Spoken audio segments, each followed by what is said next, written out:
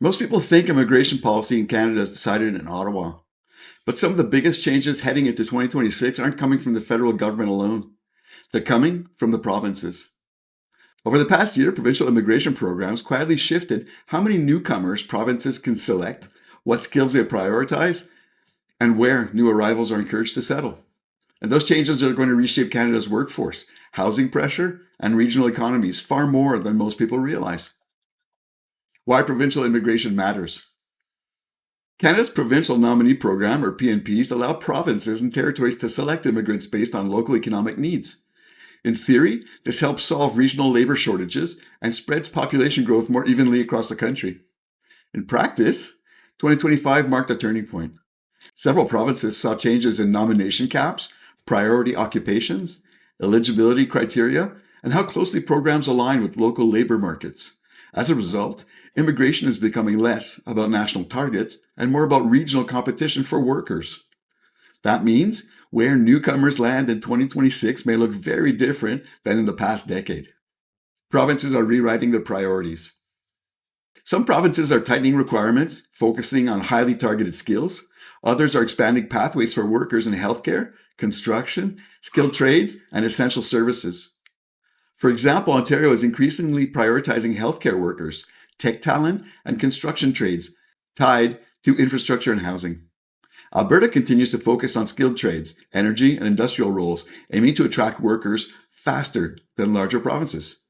British Columbia is refining its programs to match critical shortages while managing housing and service capacity. Quebec maintains a distinct model because, of course, balancing economic needs with language and integration priorities. I know it's important. It's okay. The result is a more fragmented immigration landscape, one where provinces are no longer aligned by default. If you like this, please subscribe and like the video. Sharing it also helps a lot because, as you know, the algorithm hates me. Where newcomers will settle.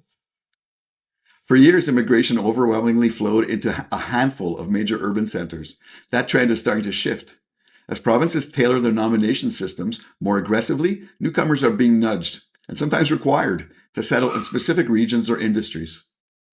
Smaller cities and provinces with clearer pathways, faster processing, and lower costs of living may become more attractive than traditional gateways. At the same time, provinces struggling with housing shortages or strained services may slow or narrow intake. This isn't just about immigration numbers, it's about redistribution. The labor market. These challenges will directly affect Canadian workers and employers. Provinces competing for the same talent pool may drive up wages in certain sectors, deepen shortages in others, and create uneven economic growth between regions. For employers, hiring will increasingly depend on provincial policy alignment, not just federal rules. For workers, both Canadian-born and newcomers, mobility between provinces may become more important than ever. Where you live or where you're willing to move could determine opportunity. Conclusion. What we're seeing heading into 2026 isn't chaos, it's decentralization. Provinces are asserting more control over who they bring in, why, and where they settle. That may solve real location problems, but it also risks widening regional inequality if coordination breaks down. Immigration isn't just about population growth anymore. It's about economic strategy, province by province. And the quiet shifts of 2025 are going to shape Canada's workforce for years to come.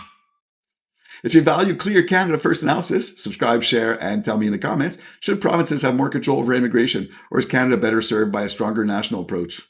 Don't forget, comments. I love reading your comments. Thank you so much. All the encouragement, absolutely fantastic. You guys are great. Thanks for spending time with me. I'm Peter Shields for North Omega. Go play outside.